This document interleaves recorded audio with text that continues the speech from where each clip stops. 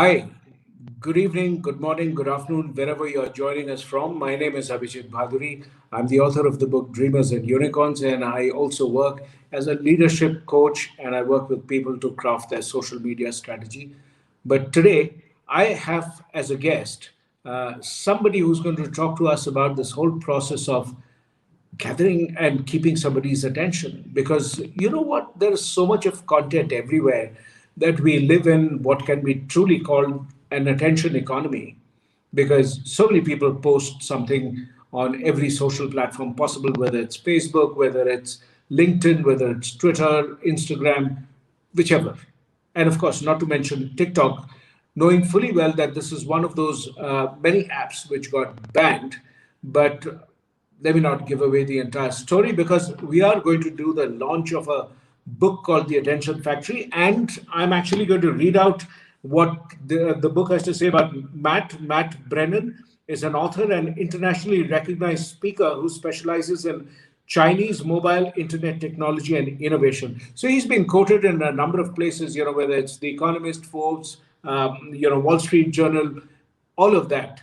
And he's one of the people who organized the largest annual WeChat digital marketing conference in China for international brands. And he's done, presentations for every possible, company that you can think of, from Tencent, Google, Visa, LinkedIn, etc., all of that. But let me get the man himself with this little piece of introductory music. Enjoy.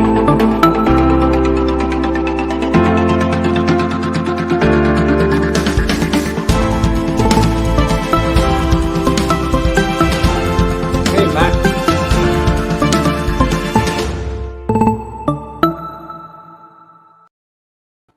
Wow, what an Matt, introduction. Thank you. that's the man himself, and I've got your book here. I was just reading it off, this lovely book. So congratulations.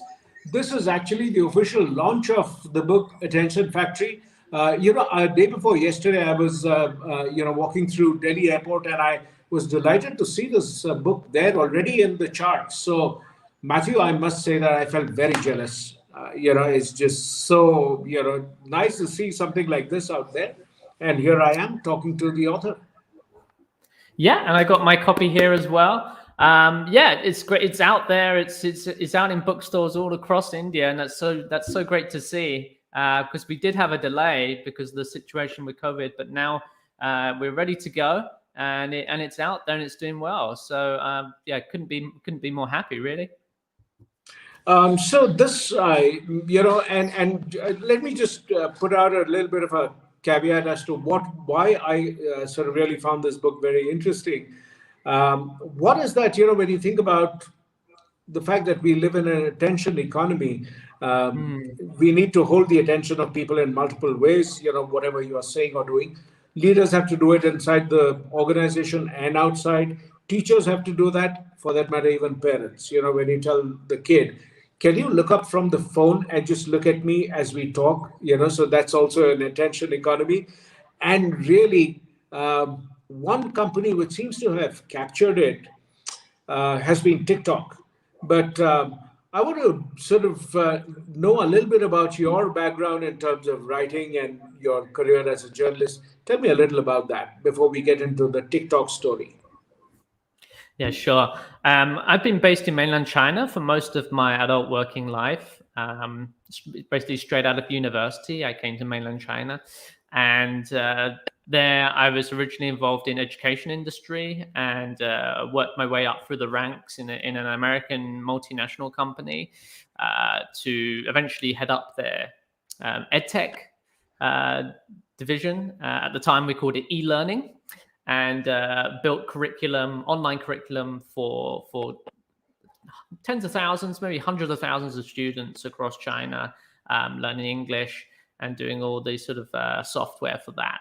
And then I got really inspired around what was happening on WeChat in 2016. Around that, for people who don't know, WeChat is like China's famous super app, and it was around the time that digital payments were taking off. WeChat Pay, Alipay, and China was transitioning very, very fast from a cash economy into a purely mobile payment QR code based system. And that was happening kind of organically right in front of me. And I could see that it was transforming society. And so I decided to go in and start my own company, leave my old job, and start to focus on the sort of digital space full time with digital marketing and also with everything that's happening in the Tencent ecosystem, which is the parent company of WeChat. Around 2018 was when the Chinese version of TikTok really took off, which was earlier than the international version. So the original version of TikTok is called Doyin. It's a Chinese sister app, we could say. And so I saw firsthand how that was transforming Chinese society. Suddenly you see everyone was taking short videos around you and watching, and you could hear the same music and the same songs. I'm sure some of the listeners this might resonate with them of what happened in India a little bit later, that it really became a phenomenon, and you could suddenly you could see people in the street filming themselves right on these platforms on these platforms. And it became certain people became famous very quickly, and so that was in 2018. And I actually have people who old friends who work at ByteDance who were some of the early employees at TikTok, and so I had this sort of like firsthand early experience of the power of the platform and also insider information from my old friends. And as I saw its progression globally, I felt that this was definitely something worth writing about, definitely worthy of a book. I felt it's going to change the world in the same way that it changed China. And that did take place eventually. It was a journey. I didn't expect Donald Trump to get involved last year, but that was quite something. That was just as I was finished writing that happened. But it seems to be, and I didn't expect the ban in India either. To be honest, that was totally out the blue.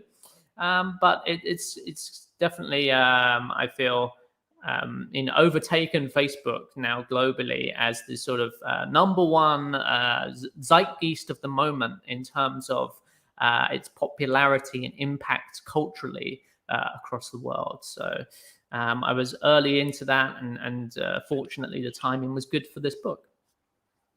Brilliant. We've got. This is something. Look, we've got a bunch of people who are here, and so we have Sagar who says that it's a recommendation by me. So AB, that's me. So you might as well read it. And I said that caught my attention to be here now, and that's the Attention Factory. And of course, he also says that it's a mad menace in India with mad roadside talent. They are also stars. So, like many other platforms, so I kind of think that every platform creates its own set of grammar, its own rules. And therefore, it's the people who crack it early become the influencers and stars. So, yes, I mean, that's what it is. What did TikTok do?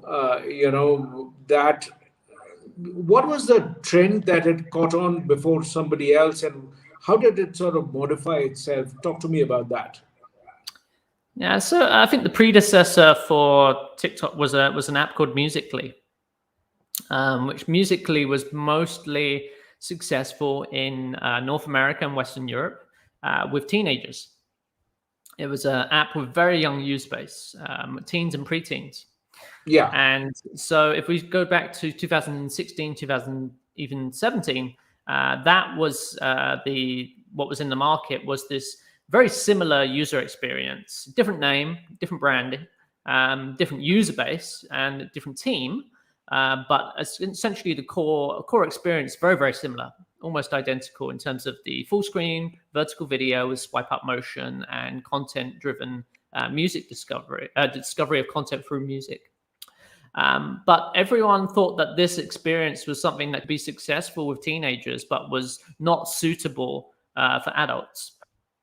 If you go back that far, most adults globally were very unconfident in filming themselves. People were okay to take pictures, but actually there weren't too many people who were that comfortable actually recording themselves using their phone. I can't speak to the Indian market there as much as other, China and Europe and North America, but certainly that's the case in many markets that people weren't ready for it. And I think also the technology wasn't there. There was also the recommendation technology that we have in TikTok today wasn't as mature. So there's a couple of factors that weren't ready. That's where we were. What did TikTok do to change that is they in China they started afresh with a clone version of Musical.ly and started targeting older users. They originally started looking at art students in universities across China. They went out, hit the ground, and signed up lots of creative art students, and that was the start, the key user group that they started from. And then they already had a technology, a recommendation engine for ByteDance is famous for this technology in China already before TikTok, before Douyin. And they combined that backend technology with the Musical.ly experience. And when they put those two things together, it really took off in China in a big way. They sort of solved the user age problem by starting fresh with a different group. And they had the technology advantage as well. And then once it started working, the company was very aggressive in promoting it and spending on advertising to acquire new users. And then very, very aggressive in their international expansion, which started from mostly Asian markets. The first markets for TikTok were places like Vietnam, Thailand, South Korea, Japan, and then also India a little bit later. And then finally they acquired Musical.ly and went into Western markets as well. So quite a journey. But you can't really pinpoint one thing that they did well. Actually, it's many things. So Matt, I mean, I think if I were to just do a quick recap of what you described, it seems to be that it starts off as the clone of Musical.ly, Yes. then sort of really gets people to be comfortable with the vertical video format, swipe up usage, the ease of creation, and then buys Musical.ly in some sense kills the competition, integrates the best of that experience, and then you sort of launch TikTok, which then in the international market becomes a rage. So is it called TikTok in China, or is it TikTok only in the international market? In China, it's called Douyin, and Douyin is actually a separate app. It's completely separate in the user base and the content base. So you cannot search for Douyin content on TikTok because it's not there. It's on a completely different servers, but they are sister apps. So they share many of the same features and functionality. And typically, new features on TikTok have already been tested on Douyin. So Douyin is kind of like a window into the future of TikTok. And that's been my advantage in covering this company for many years, because I cover the Chinese ecosystem very closely. So I almost know exactly what's going to happen, and I know people on the team as well. So it's like I know where TikTok's going to go, and the direction of the application is very clear to people who are familiar with Douyin. So right now they're moving into e-commerce, for example, and doing lots of live stream, and that's something that's been very successful on Douyin for a while now. We have one of our viewers, Sagar says it's ease of creation, which is also ease of view that makes it so addictive in some sense. Completely agree. But, I want to draw a parallel in some sense. We've had, many of the Bollywood music directors who've migrated from, let's say, the regional language cinema, whether it was Bengali or Tamil or Malayalam, etc., all of the regional language music. They would very often create the base music, in the regional language, test market it. If it works well, they would sort of bring it into the larger market of Bollywood, and then sort of it would really take off. So I can think of three immediate examples, whether it's R.D. Burman or S.D. Burman, or, many of these people really did that.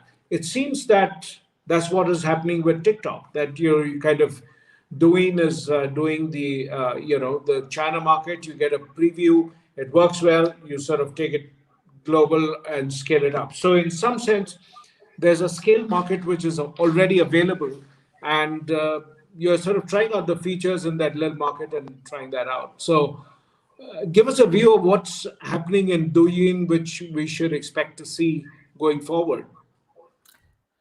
On Doyin, the key thing, as I mentioned just now, is e-commerce and live stream e-commerce in particular, but also short video e-commerce. I think the format, the length of the videos is increasing over time. So we see that actually it's not 15-second videos anymore. It's like 30-second, 60-second, 2 minutes, 5 minutes, up to a full length sort of even once they even did a full-length movie on TikTok. I'm sorry, on Douyin rather. That for Spring Festival last year, they launched a full-length feature film was available to watch through the platform. So 2 hours, but that's quite extreme. Usually it's gone up to the typical videos you're going to see there now are actually more like 1 minute to 2 minute long is actually very common.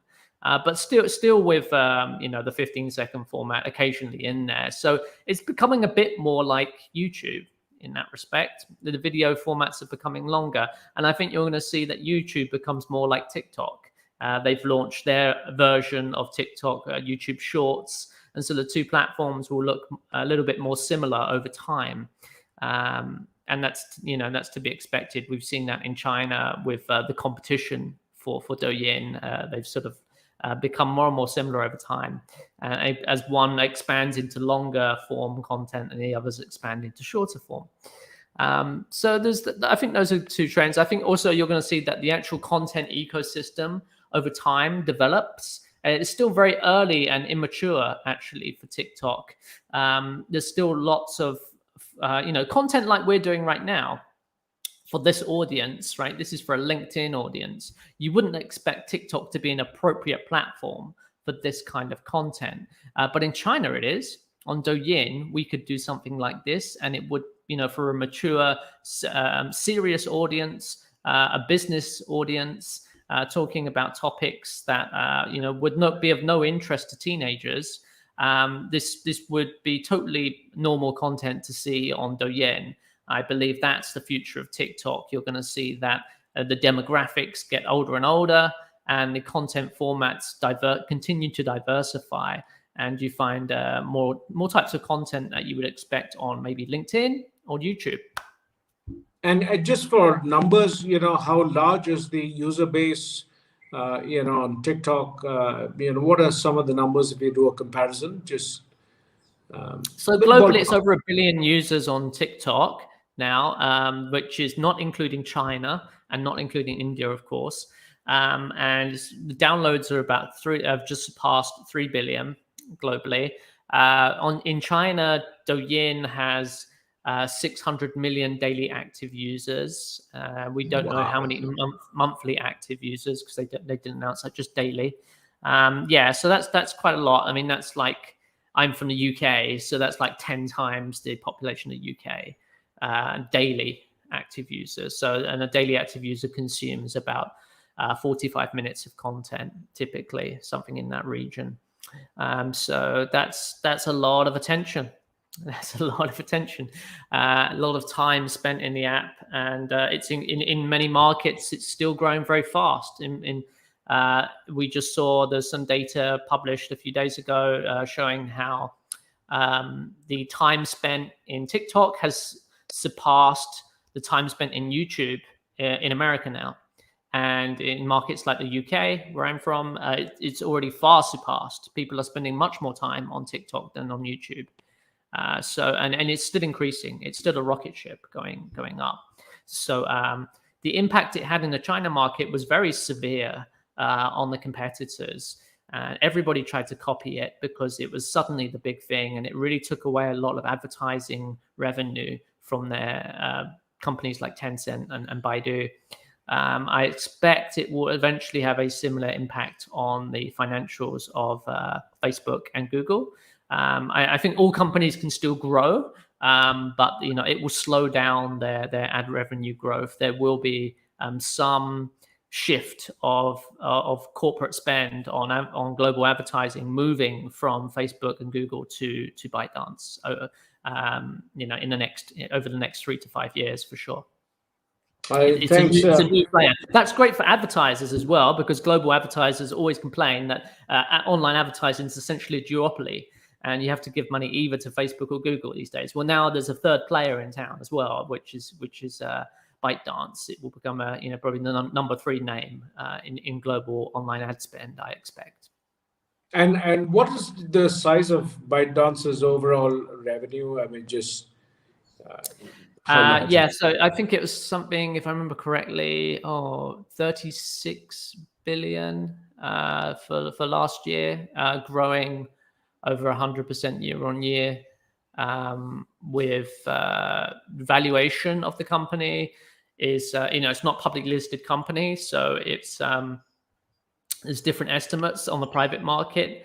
I think the more accurate ones would place the valuation at roughly $400 billion. That could be as high as half a trillion dollars now, given that how it's continuing to grow. And half a trillion would put it at half of Facebook's valuation essentially, which I think is very reasonable, given what the assets that they have. I think that's probably even underpricing given their potential.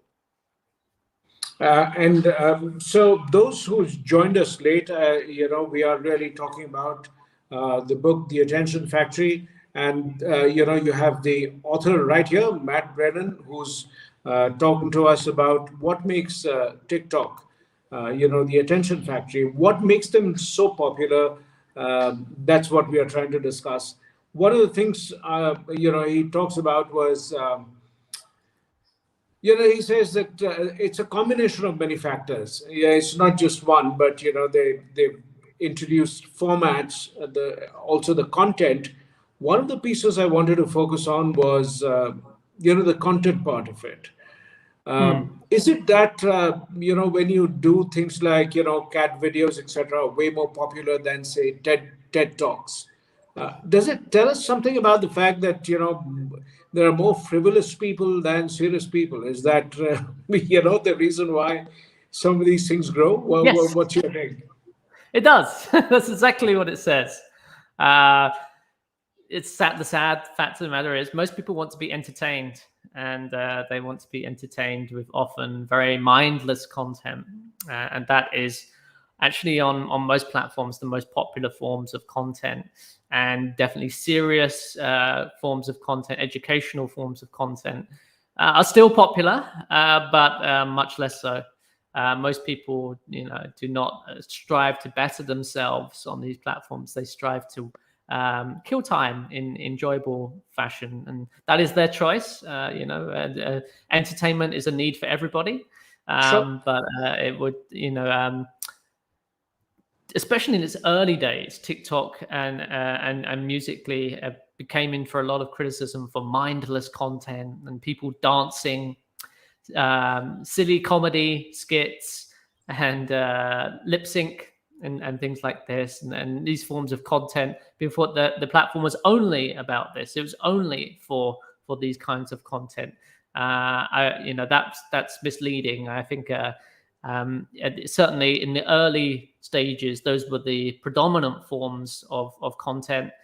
Today, that doesn't, it doesn't actually describe the TikTok experience today. If you want to find educational content, there's plenty, and the beauty of the platform is it discovers your content preferences without you expressing them. So that's the recommendation aspect.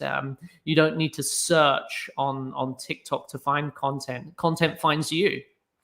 And that's one of the things we talk about in the book. It's a recommendation engine is the opposite of a search engine. A search engine is you searching for content, people looking for information. And a recommendation is information looking for people. Puts it on its head. That's brilliant. Which is why one of the things that in behavioral science they say the opposite of a good idea can also be a good idea. That you Right. have search engine is a good idea, but then when you have something like TikTok, that's also a good idea. But I think much as when you talk about the fact that there are more people interested in cat videos than TED talks.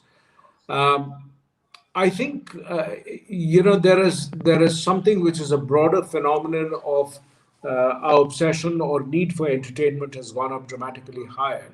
I think Mm. we've moved out of the industrial economy where you kind of work hard for like 6 days perhaps, and then you kind of take a little break and then go back to the grinding wheel. Now it's this whole question that why do I need to be doing this? I mean, why? And why it's not bad to be entertained.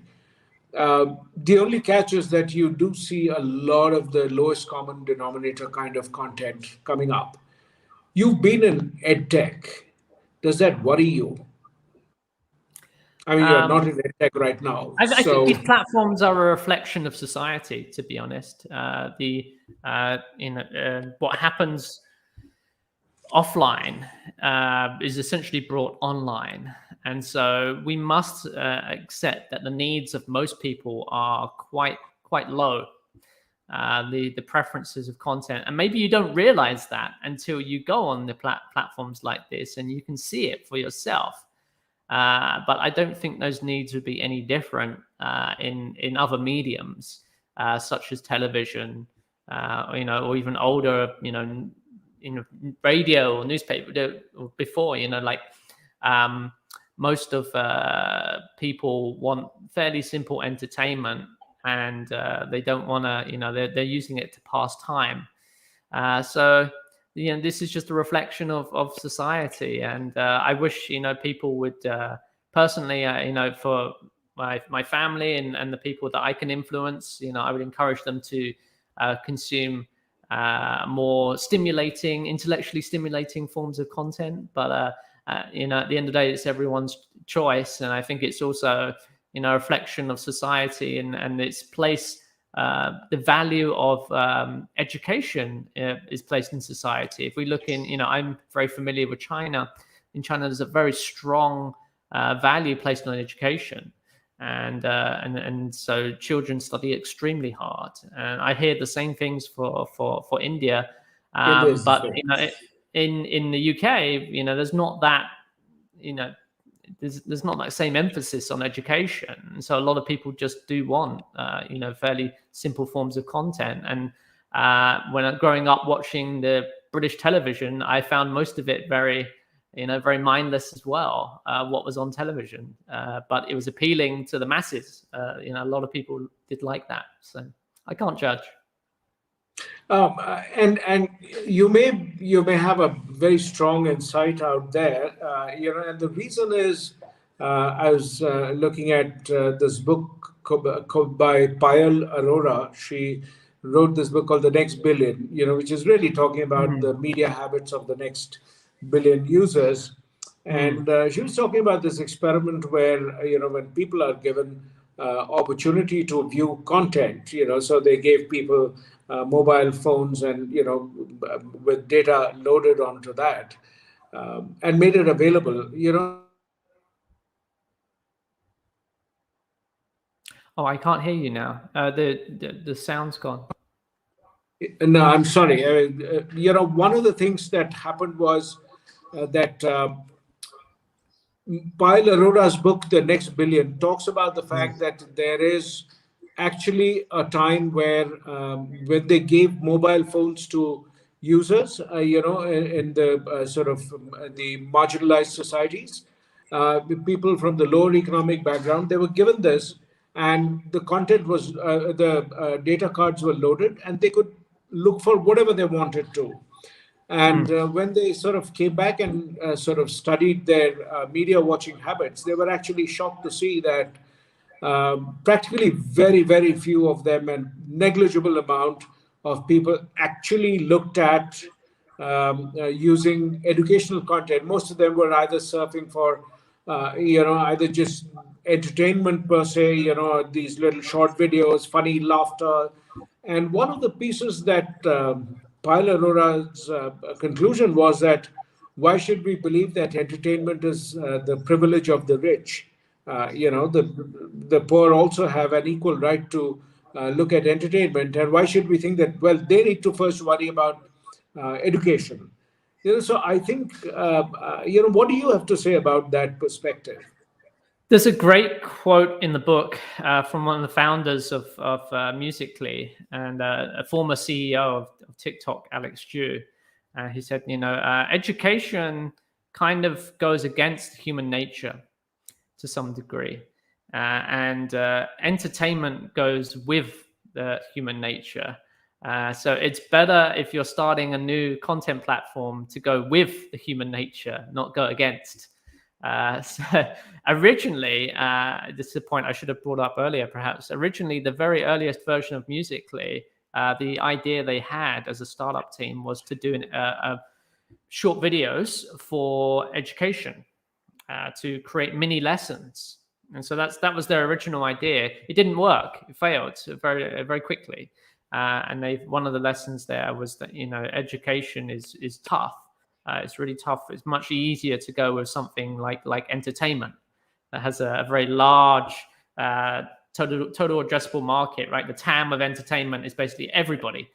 Everybody's in the market for entertainment. Only certain people are in the market for education.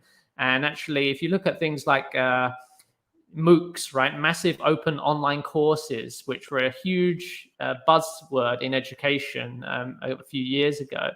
The idea that, we could take all of the educational courses and put them online, and then people open that up to everyone, and it can democratize education around the world. What they actually found out was MOOCs, the completion rate of MOOCs is tiny, and most people start them, they never finish them.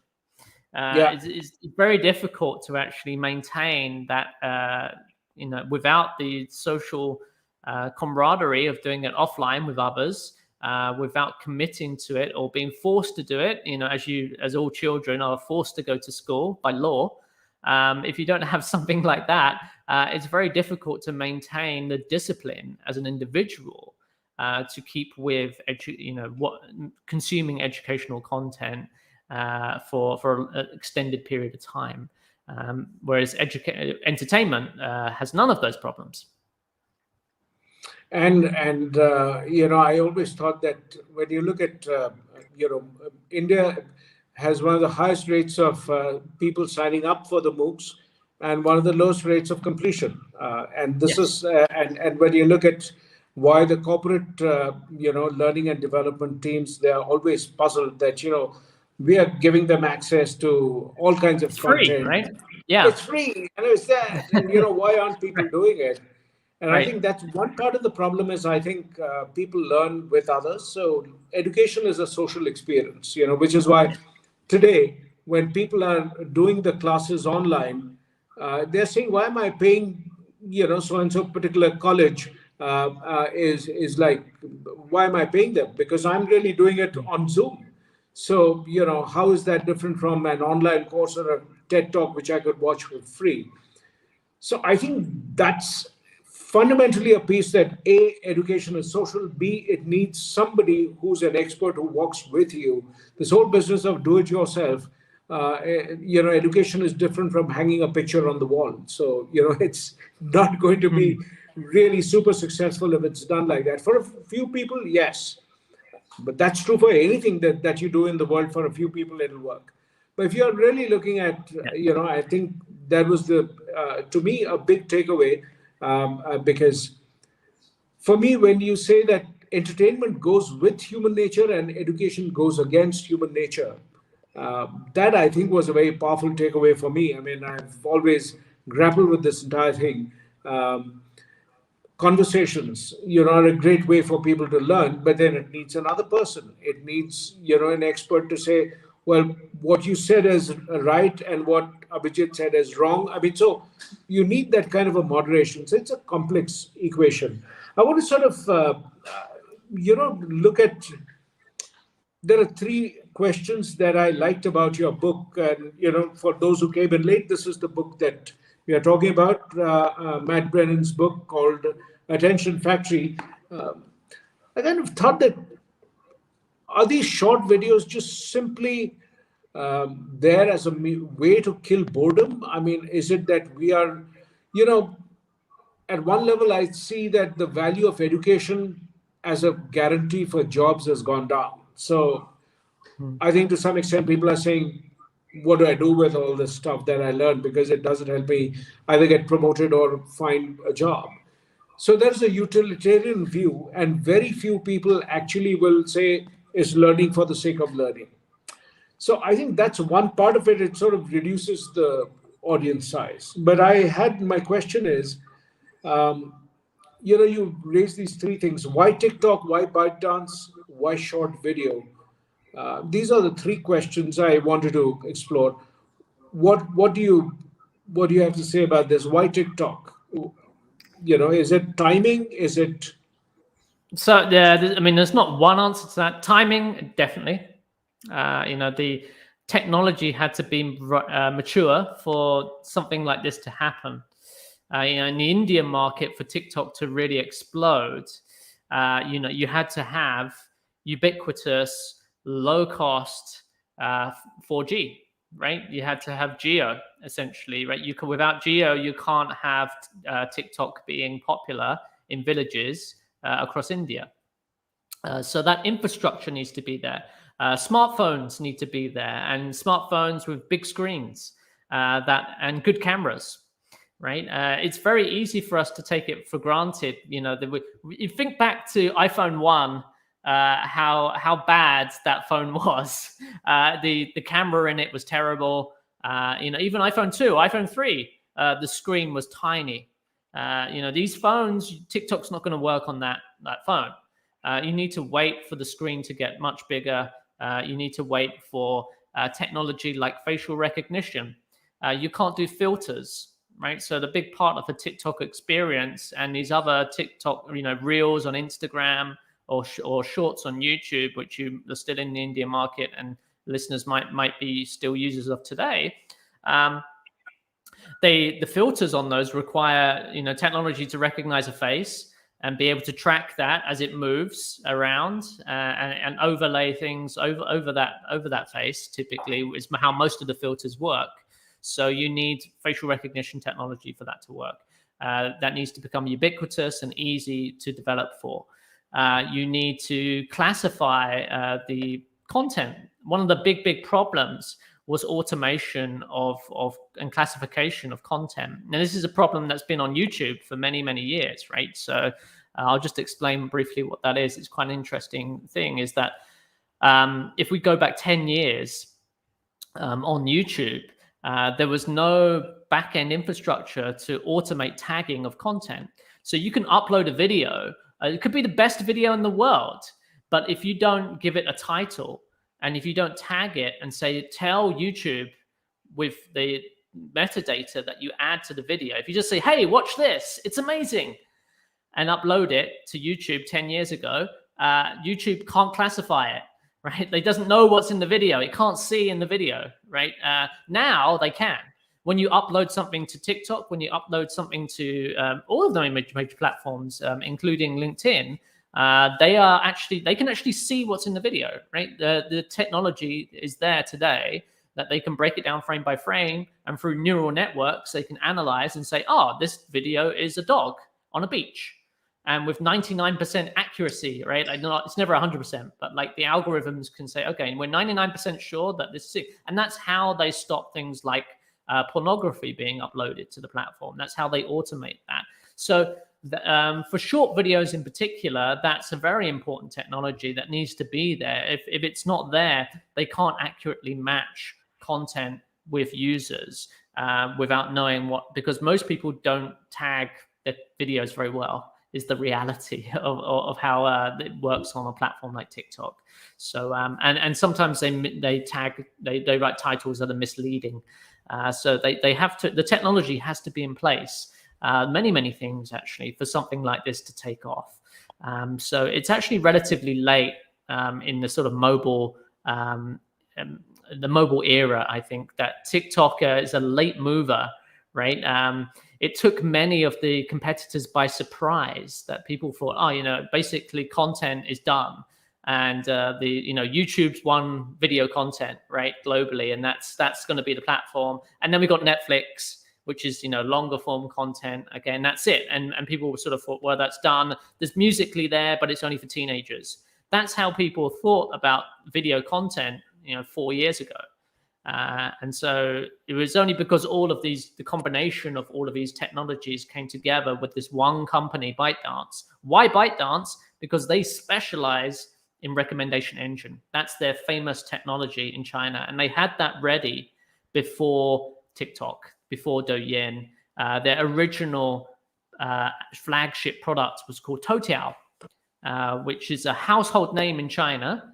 It's not outside China. You can't use Toutiao, but Toutiao is essentially a news feed. It's like the Facebook news feed, but with no friends, and that's powered by recommendation engine technologies. So already before TikTok, ByteDance had the best content recommendation engine in China. So that's why ByteDance. They already had the team in place to make this happen, but nobody really understood how powerful it could be to combine that recommendation engine with short video. When they put them together, finally, it just exploded globally and took everyone by surprise. So that's part of the story of TikTok and why it's coming from China and not coming from Silicon Valley. Because that's when you think about it, all of the other platforms, the big content platforms globally, including LinkedIn, are all American.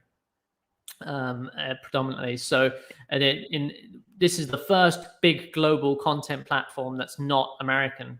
You could say Spotify, and there's some other examples, but when we talk about like really big ones, the biggest, like Facebook, TikTok's in that league. And in fact, I would argue it's number one now. It's ahead of the Facebook products like Instagram. TikTok's been the number one most downloaded app in the world now for a couple of years, ahead of YouTube and Facebook, etc. So it's definitely in the same league, but definitely very much a late mover and one that took everybody by surprise. And I think what you are saying is the classic definition of disruption, which is that there's an underserved market. So you kind of looked at teens. That's where Musically came in. And people said, that's for teenagers to upload silly videos. And then suddenly, it moves up, and then, the adults are using it as well. You talk about two elements. One is content, which I believe one of the reasons for its popularity, I would say, is the ease of copying. TikTok actually encourages you to copy, which is, again, I think, going with human nature, because doing original content is too much of hard work. But Yes. if you say you take this stuff and simply replace, take a book like this, replace the name and say Abhijit Bhaduri, and that'd be so easy, right? Then you could sort of say that again. Exactly. So one of the big breakthroughs of Musically and TikTok is what they say, lower the barrier to content creation. And so this is something we talk about in the book quite a bit, is that what's the barrier to content creation on YouTube, right? It's actually quite high when you think about it. To create your own YouTube channel, typically you need to master some editing software. You may need to buy a camera, your lighting. You will have to think of original content all the time. Because it's your channel, you can't copy other people. You need to be original. You need to be heavily motivated to create that content. What's the barrier to content creation on TikTok? You don't need any special equipment. The editing software is built into the application itself. It's very easy to learn, so the technical requirements very low. The inspiration and the creativity requirements also very low, because there's always challenges, always new filters coming out. And all you need to do, as you said, is copy. So you see something's popular on the platform, a song is popular, a filter is popular, or a challenge is popular. Okay, I copy it, and you can do exactly the same. You don't need to think, right? I do the same dance, I do the same joke, I do the same filter, okay, and then put it out. And then the motivational barrier is also reduced, because these things are trending now. The challenge is trending today. You need to jump on the bandwagon now. Tomorrow it will go down, right? So everything is going so fast on the platform that you can't wait till tomorrow to make content. That's too late. Something's trending now, and literally everybody has a chance. You see that there's so many accounts where you see the videos, engagement very low, very low, very, very low, and then one video, 10 million, 100 million views or whatever. And so this gives you this feeling that everyone has a chance, and the next video could be the one that makes you famous. So I think, I remember the ice bucket challenge and various things that happened, out there, and people were doing all kinds of silly things. But then, as you said, it's a very short window of opportunity, so it's scarce. You kind of say that that's an easy one. I could do that. If you don't do it today, tomorrow it could be gone, and so you've lost your chance to become this huge celebrity. And I think that's also another thing that TikTok really has worked very well. That it sort of just makes content creation very easy, and I think that's a major piece of what most other software or apps kind of say, that no, that content is not yours, because like you put up a YouTube video of where you put a clip of a song, Instagram or something, but they will flag it off and say that, I'm sorry, this is a content violation, copyright violation, and now you're worrying about getting sued. In this particular case, go for it. You like it, copy it and distribute it all over the place. So I think that's a very significant piece of how do you get that going, which is why. Exactly. There's two sides of it. You can think there's the technology side, which in the book I call sort of a data flywheel, right? And then there's a content flywheel as well. And so that's the other side, the ecosystem of creators on the platform and fostering that ecosystem. Because on TikTok, on all major user-generated content platforms, users become creators, right? You were on you were on LinkedIn as a user consuming content before you became a creator. And at some point, you decided, I'm going to be a creator on LinkedIn, not just a consumer, not just a normal user. But the jump there, how many people who are consuming content on LinkedIn also create content on LinkedIn? I don't know what that ratio is, but I guarantee you TikTok's ratio is much higher. Because it's about as low, because the barrier to do it is so low. It's really just so easy, and if you there's no pressure as well, right? To think about something or to make something that's very special. You just follow the trend. That's all you need to do. Yeah, and many of the other platforms, I think, there's also a sort of implicit judgment that there's a certain kind of content which, when people post on LinkedIn, there are people who are making fun of that. That, okay, all right, India's won the cricket match. Next, you'll see next 200 posts which are all going to be about 3 leadership lessons from Virat Kohli, or 5 leadership lessons from India's victory, 2 leadership lessons from my cat, 3 leadership lessons from my neighbor. And when people do that, I mean, those are the memes that get floated around and people get ripped for those. Whereas in TikTok, there is no judgment. I mean, that's it. I mean, you have 3 leadership lessons from the cat, go for it. And because I'll also add my own version to it. So I think it's also that, I think, which is not spoken about as much. I think it's a fairly judgment-free content, because everybody's doing relatively. Yes. But which brings me to this entire element that, we've got a couple of questions here in terms of regulation, etc., for this medium, and there is this whole, and it's one of the battles that every content company is going to grapple with. How do you moderate content? Because it is. How does the video automatically make out that it is content which is, let's say, for a cooking show, you're showing certain kind of meat, the other could be something which is not so pleasant, or it could be that content is the content is there. Let's say it's not adult content being served up to the minors, which is one of the pieces that's been often said about all the content creators. What do you think is the answer to that? How does one deal with this? Yeah. So on a platform, imagine how many videos are uploaded to TikTok every day. It's not in the millions. It's, there's a billion users. Probably something close to a billion videos are uploaded on a, yeah, because you actually are with linked, sorry, with Musically, it used to be that there's roughly one video a day per user uploaded. It's incredibly Wow. high. Um, yeah, I mean that was for teenagers, but it's in the hundred. Let's say it's in the tens and hundreds of millions of fresh pieces of content, original pieces of content every day. So,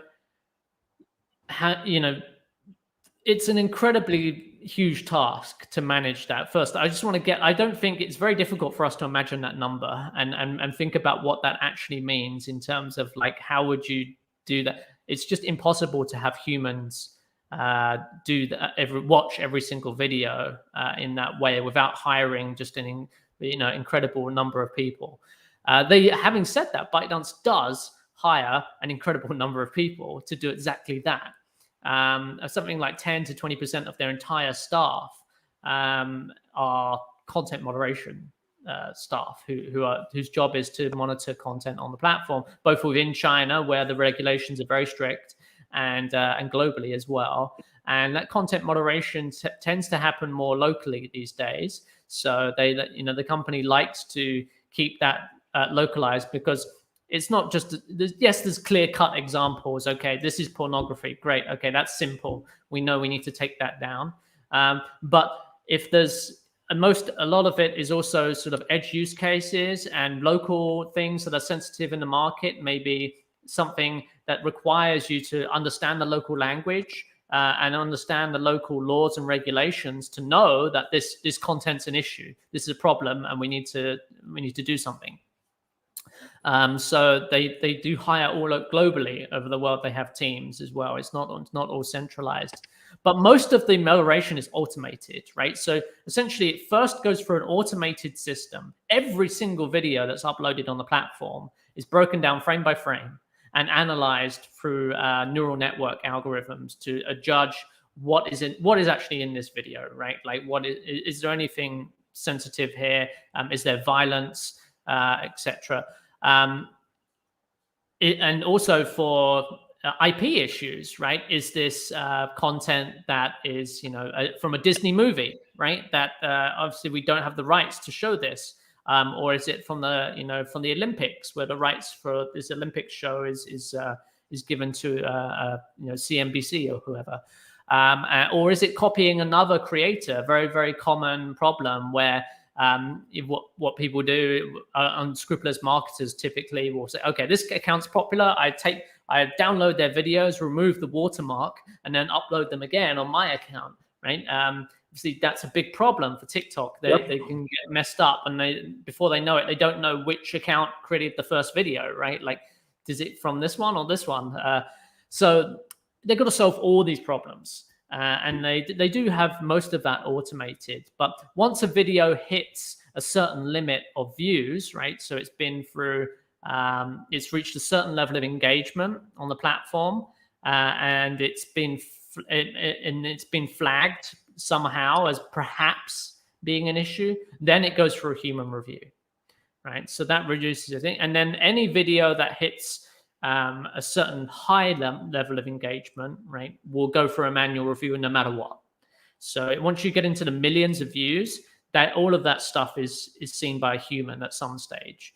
If it's flagged or it's not flagged, if it's from a reliable account or wherever, simply because of the sheer amount of exposure it's getting.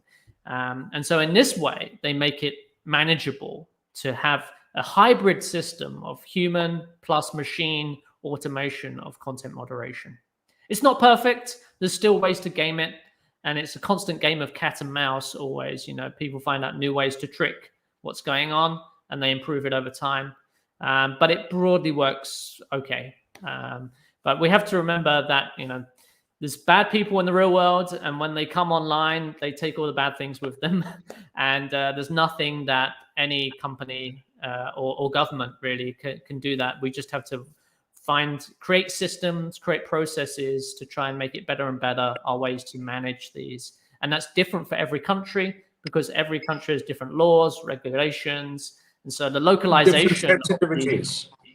Different understanding of freedom, personal rights. These aren't universal. Every country has their version. So it's definitely something that I feel as the internet penetrates more and more of our lives, and especially with COVID, it's become a realization that the internet industry is so large now, so important.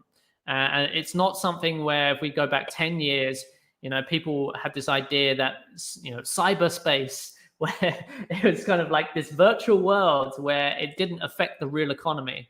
And that time's gone. It's long gone now. Every business relies on internet in some way. And so we need to start regulating this as the same way that we regulate any essential service, such as electricity or gas or water. Internet is the same, and content platforms are the same as television or radio or newspapers. They need to be regulated, have a similar approach to regulation. And I think all over the world, everyone is struggling with this, and I think there's a lot happening around these issues globally of what is the right approach, given that internet is very, very different in how it operates and continually evolving. And I think one of the pieces that you mentioned, Matt, is what makes it complicated, because in one country you may have religious freedom but not political freedom. In some place you may not have the freedom to criticize a powerful individual, but you can criticize the government. In some places, not the other way around. I mean, there are all kinds of variations. In some places, okay to show something as food, cooking something. I mean, I've heard that comment about a number of cooking videos, because when somebody's cooking non-vegetarian food, or, stuff that you don't eat personally, you find it repulsive, because food is cultural. So you find it repulsive, for somebody else, that's a delicacy. So, when people do this, it's very hard to say that, don't show this, because, for that person eats it every day or whatever. It's, So Exactly. I think the sensitivity vary. Before, we used to think that internet was this sort of layer on top of a daily world that didn't really interact with other businesses, but now that's totally not true. I expect there to be more regulation, and I expect the internet to fragment globally further and further in terms of how it's operating. And especially, there's another big question, which is data.